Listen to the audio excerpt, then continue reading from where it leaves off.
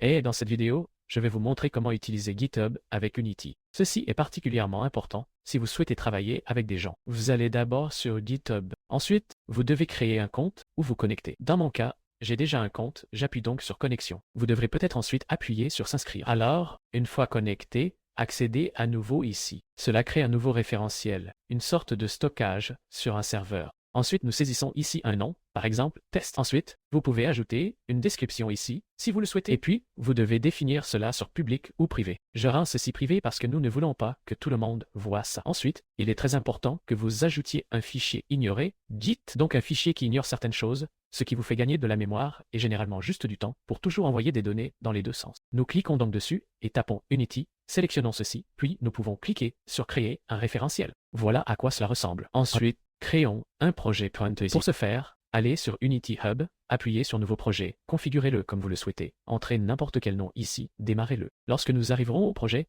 nous le laissons ainsi pour le moment, puis nous l'ajouterons à notre référentiel plus tard. Ensuite, vous devez récupérer GitHub Desktop et l'installer. Cela simplifie beaucoup de choses et je vais vous le montrer maintenant. Pour ce faire, nous démarrons le programme. Les choses semblent différentes pour moi que pour vous. L'important est que vous vous connectiez d'abord avec votre compte github.git. Je le fais ici sous Fichier, Options, Connexion. Ensuite, vous serez redirigé ici. Et puis, j'ai été automatiquement connecté. C'est ce que nous voyons ici. Ensuite, j'ai besoin d'accéder au référentiel. Alors, clonons sa panidome à celui-là. Cela signifie que nous allons aller dans File, Clone, Repository et sélectionner le test ici. Après cela, nous avons besoin d'un chemin là-bas. Nous appuyons donc sur Choisir ici. Et nous pouvons créer un nouveau dossier ici. Nouveau dossier. C'est ce que j'appelle le test GitHub. Allons-y. Sélectionnez ici, et puis, nous voyons le chemin. Il est également important que vous vous souveniez de ce chemin. Appuyons sur Clone. Nous avons maintenant accès à ce référentiel. Nous le voyons ici aussi. Nous voyons dans quel référentiel nous nous trouvons actuellement, dans quelle branche, et si cela a été récupéré ou non. Ensuite, nous ajoutons le projet Unity. Pour ce faire, allons sur Unity Hub. Accéder au projet. Nous pouvons appuyer ici, puis afficher dans l'explorateur. Cela nous amène alors ici. Et puis nous pouvons prendre toutes ces choses ici. Nous,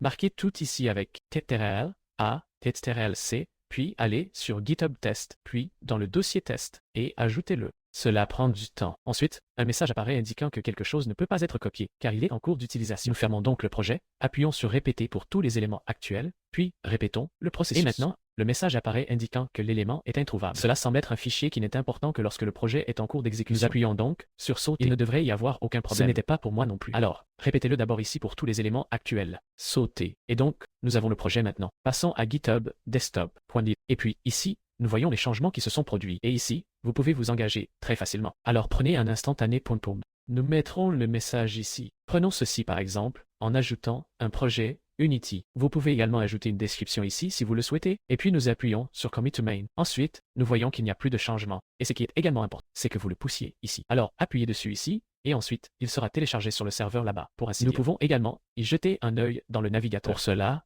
on rafraîchit la page, et on voit que tout est là. Vous pouvez alors également voir les commandes. Nous avons toujours un problème. Lorsque nous démarrons ce projet ici, qui est dans Unity Hub, ce n'est pas exactement le même chemin que nous avons pour notre projet GitHub. Pour ce faire, nous supprimerons ce projet. Ici, nous appuyons sur Supprimer le projet de la liste. Ensuite, nous appuyons sur Ouvrir ici, puis sélectionnons ce dossier. Alors testez GitHub, testez, et voici ce dossier ici. Appuyez sur Ouvrir, puis Entrer. Quand on arrive au projet, rien ne change. Mais nous pouvons tester les choses maintenant. Prêt? Donc, ajoutons simplement un dossier ici, appelons le script, par exemple, et examinons-le dans GitHub Desktop.ind. Nous voyons que le fichier a été ajouté. Maintenant, vous pouvez écrire n'importe quel message ici, puis le valider, puis le pousser à nouveau, et c'est essentiellement ainsi que cela fonctionne. Ce qui intéressera la plupart des gens, c'est le fonctionnement des succursales. Pour ce faire, cliquons sur Branche ici et créons une nouvelle branche. Ici, nous avons une petite information, appelons cela un test. Deuxièmement, créer une branche. Ensuite, vous pouvez sélectionner des options ici et les examiner vous-même. Nous voulons intégrer les changements que nous avons tous apportés jusqu'à présent dans la nouvelle branche. Alors prenons ceci, appuyez sur la branche Switch, et maintenant, nous avons tout cela dans cette branche. Vous pouvez toujours basculer. Ici, nous quittons nos modifications du test 2 et sommes ici. Mais une fois que vous êtes dans le test 2, vous devez également publier cette branche. Alors, appuyez toujours dessus ici. A ensuite été ajouté dans GitHub lui-même, nous le voyons ici. Nous en avons maintenant 2. Et voyez que tout a fonctionné ici. Si vous souhaitez une introduction simple à Unity, vous pouvez trouver la playlist ici. Ensuite, nous programmons un jeu de plateforme en 2D. C'est très simple. Et jusqu'à la prochaine fois. Au revoir.